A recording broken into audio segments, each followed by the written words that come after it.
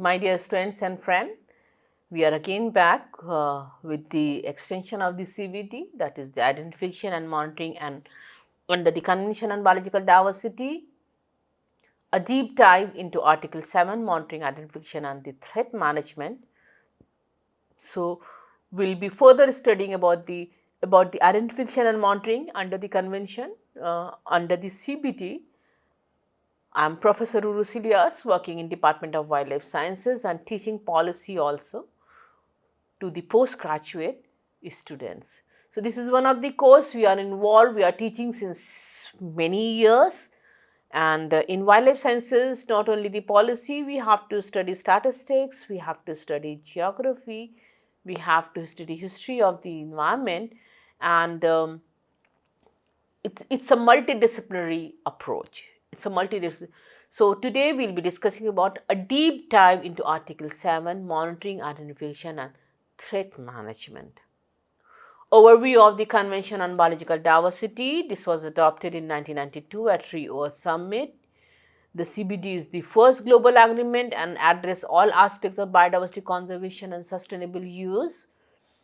Three key objectives: conservation of biological diversity, sustainable use of component, and third is the fair and equitable sharing of the benefits arising from the use of genetic resources. We have already discussed there are 40 articles, and Article 7 is very important of the CBT. Article 7 says identification and monitoring plays a crucial role for focusing on identifying and monitoring biodiversity components and process that threaten biodiversity, enable informed decision making. So, Article 7 is very important because it indicates the identification and monitoring. Introduction to Article 7, identification and the monitoring. Purpose of Article 7. The purpose of Article 7 of CBD is to ensure countries adopt procedure to identify important biodiversity components that require conservation, to track activities and processes that may have adverse impact on biodiversity, to enable proactive measures in biodiversity conservation efforts, framework, and Article 7 is closely linked to other CBD articles, especially those dealing with environmental impact assessment, that is Article 14, and information exchange, that is Article 17. So, Article 7 is very important and it is directly linked to the environmental impact assessment, Article 14, and information exchange, that is Article 17. So, key component of Article 7 is monitoring, identification, threat assessment and information sharing. So, what is monitoring? Monitoring means regular and systematic observation of biodiversity to detect changes. Identification, recognizing components crucial for conservation and sustainable use such as species, ecosystem and genetic resources. So, you have to do the monitoring, then the identification, then threat assessment. Whatever you have identified, you have to assess the threat, identifying harmful process like habitat loss, climate change, pollution and overexploitation. Information sharing, ensuring international cooperation and data exchange on biodiversity monitoring efforts. That is the information sharing. So, key component of Article 7 are the monitoring, identification, threat assessment and information sharing. Introduction to Article 7, identification and monitoring. Monitoring biodiversity component. Biodiversity component to be monitored are the ecosystem, species and genetic resources. Ecosystem could be of, we have variety of ecosystem throughout the world: forest ecosystem, wetland, grassland, coral reefs, you name anything. So, so biodiversity component to be monitored are the ecosystem. The forest ecosystem we have to monitor, wetland ecosystem we have to monitor, grassland ecosystem we have to do monitoring, and coral reefs, which are very important, and the Great Barrier Reef of Australia is actually under threat. The species endangered and vulnerable species across taxonomic groups, genetic resources, agriculture crops, medicinal plants and wild relative important for ecological balance. So, ecosystem, species and genetic resources are important to monitored. Why do we want to monitor the biodiversity? We monitor the biodiversity to provide a baseline for tracking biodiversity health over time. We do the monitoring to identify changes in ecosystem and species population due to human and natural pressure.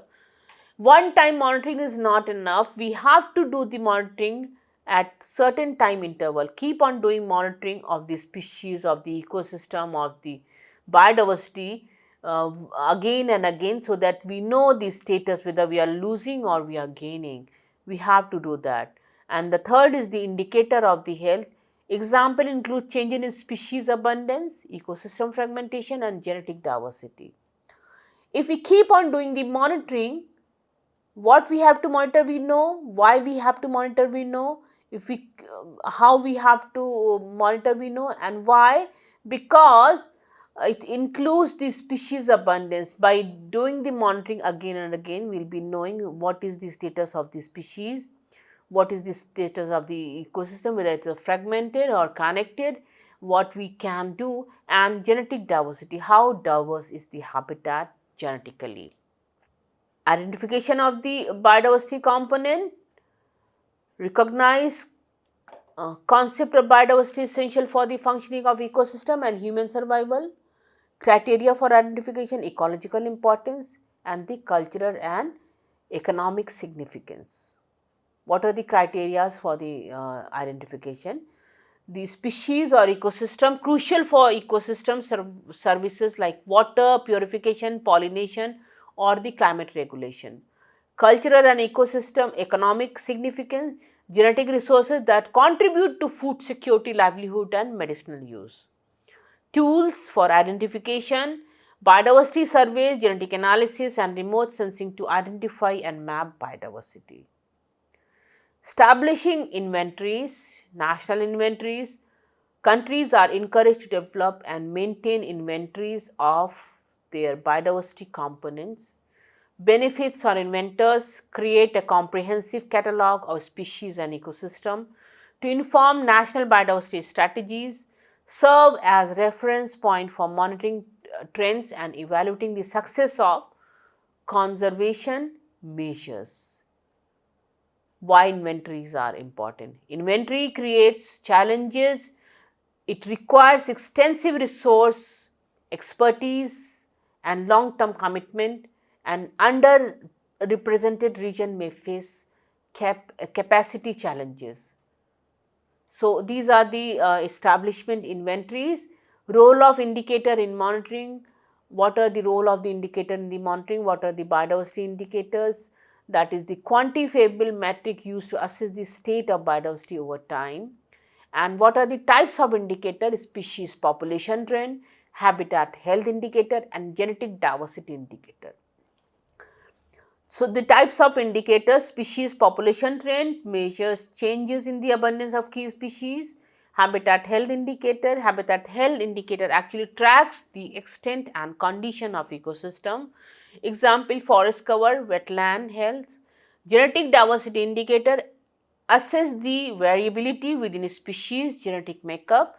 And the use of indicators. What are the use of the indicators? Why we need these indicators? We identified the indicators for the loss again, and then if we identify the indicator, we can facilitate comparison across different ecosystem, regions and time period, support evidence-based policy decision for biodiversity conservation.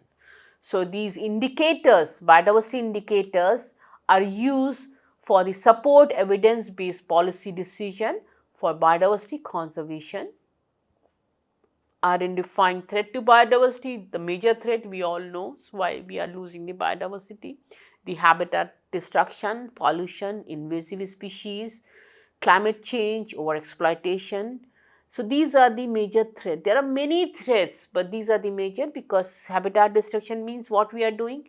Urbanization, we are clearing the forest for this establishment of the industry or agriculture or the urbanization.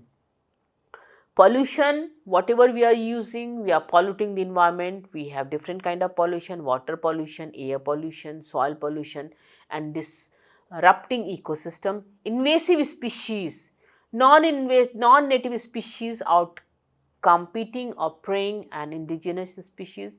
If you go to the Himalayas, the pine forest, the pine trees are encroaching over the oak habitat. Pine is non-native species, it's an invasive species. It was planted during the Second World War to have the more and more coal as well as more and more timber. And because of that, the invasive, the pine trees are so successful, they are encroaching the oak habitat.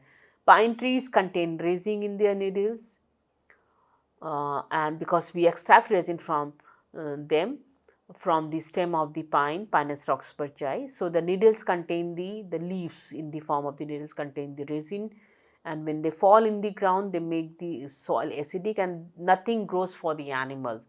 So pine trees are not having the much biodiversity because nothing much is available to feed upon. So that is why no species are there. So invasive species are not good. Lantana camara is one of the example. Panthera um, Parthenium is another example. So these are the invasive species which are creating problem to our ecosystem, to our environment, to our biodiversity. The climate change, altering habitat migration pattern and species distribution, or exploitation, unsustainable harvesting of species for food, medicine and trade.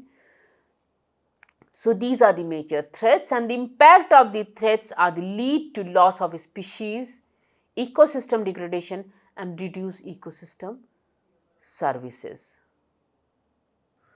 So threat assessment and prioritization process determine which threat poses the most significant risk to biodiversity based on severity and scope. Focus on vulnerable components, prioritize threatened species and fragile ecosystem that are highly susceptible to human induced pressure. On the basis of the threat assessment, we have to develop the action plans, implement strategies to mitigate identified threats such as habitat restoration, invasive species management and strict pollution control. Monitoring for early detection of threats. Before it is too late, we have to do the monitoring much before. That is why continuous monitoring at time interval is important. Early detection monitoring program should be designed to identify emerging threats before they causes irreversible damage. Benefits of early detection enable proactive management to prevent biodiversity loss. For example, tracking illegal logging or poaching activities using real-time satellite data, early identification of invasive species, and then the global early warning system. Collaboration between government, research institution and conservation organization to develop global alert system for biodiversity. National biodiversity and biodiversity monitoring. National monitoring program. Countries are responsible for establishing and maintaining national monitoring system aligned with their biodiversity strategies. Every nation has to ensure maintaining the national monitoring system aligned with their biodiversity strategies. Regional approach, many biodiversity challenges such as transboundary pollution, migratory species conservation and marine system requires regional cooperation. When it is migration, the species doesn't bother about the political boundaries. They just cross the political boundaries and they are using the overlapping habitat. So in that case, if we talk about the marine ecosystem doesn't bother about the political boundaries.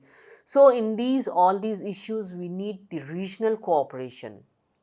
An example for the regional cooperation are the African elephant database, track population across Africa to inform conservation efforts, Amazon Cooperation Treaty, collaborative monitoring of biodiversity in Amazon basin. So these are the example for the regional cooperation for the biodiversity conservation. Tools and techniques for monitoring, technological advantages. There are many tools and techniques we are advancing day by day. Satellite imagery and GIS useful. These geospatial data are useful for large scale habitat mapping, deforestation monitoring and land use change detection. The satellite imagery of the two time period like 10 years or 15 years apart, two satellite imagery can give us the can detect the habitat, can detect the changes in 20 years, in 30 years.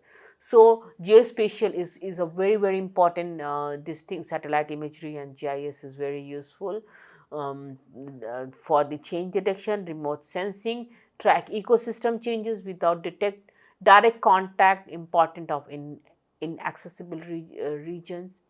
Traditional field method. So the traditional field methods, biodiversity surveys, camera traps on wildlife.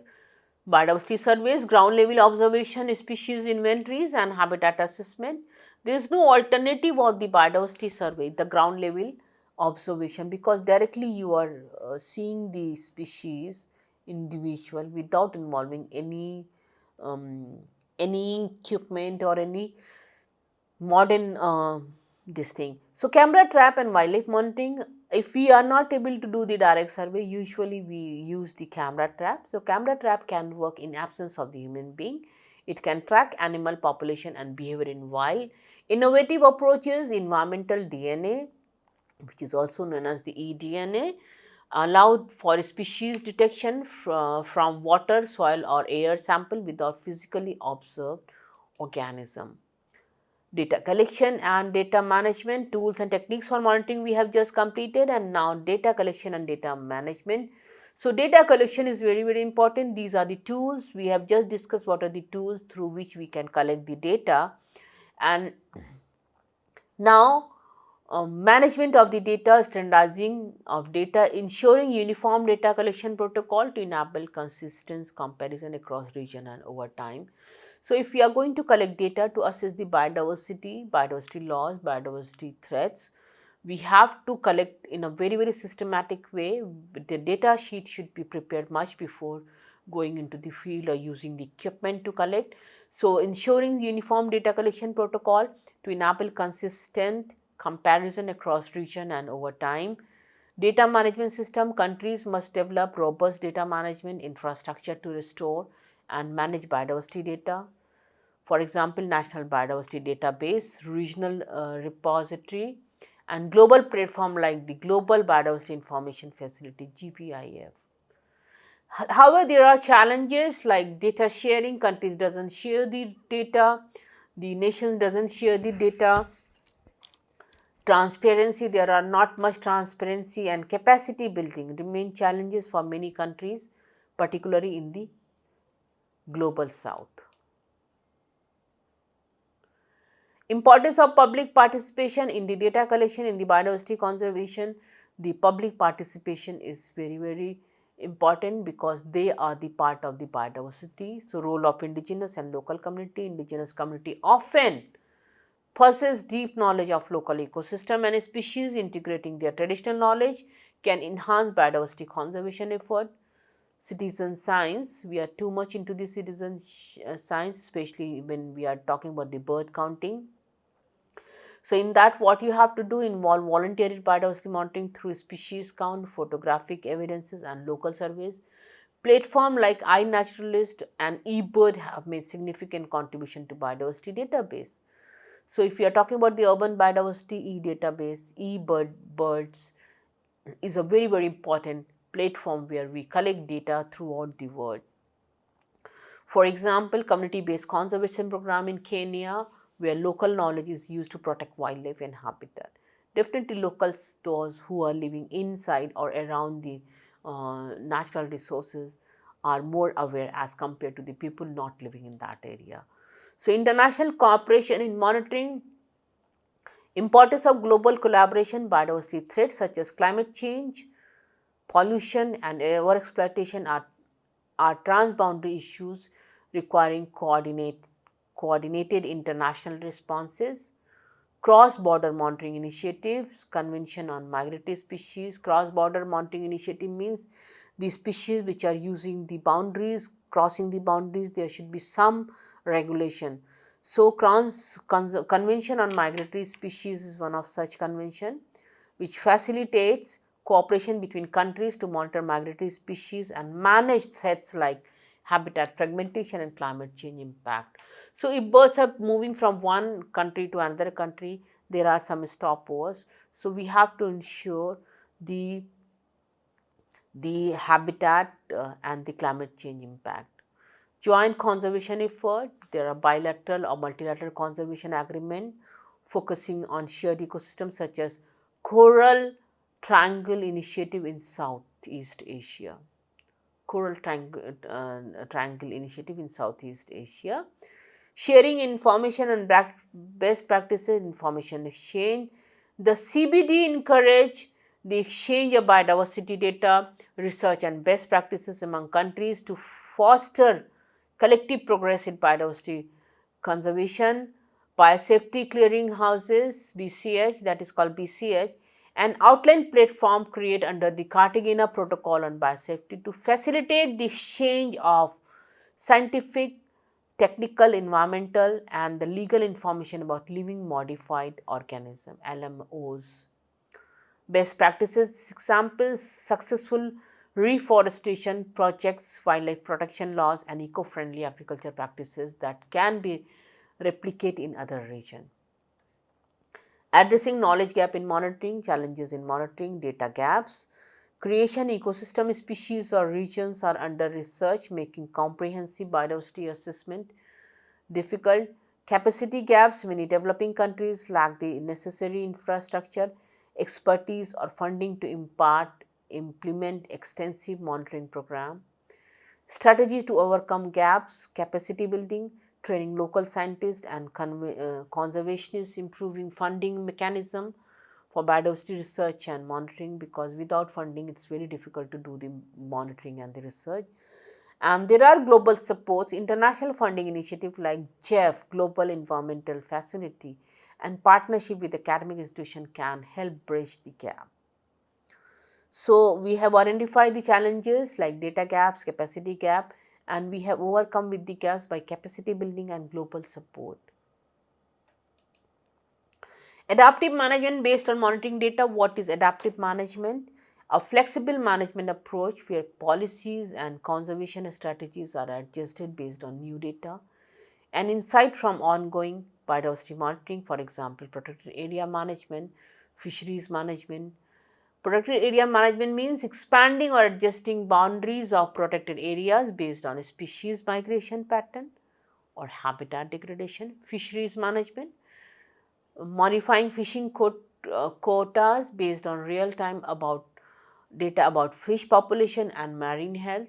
And the importance is enabling government to make evidence-based decision that keep pace with changing environment condition and emerging threats. Conclusion and the way forward, the summary is the effective identification and monitoring are key to the success of the biodiversity conservation under the CBD, and monitoring biodiversity component, recognizing and mitigating threats and collaborative globally is essential for halting biodiversity loss.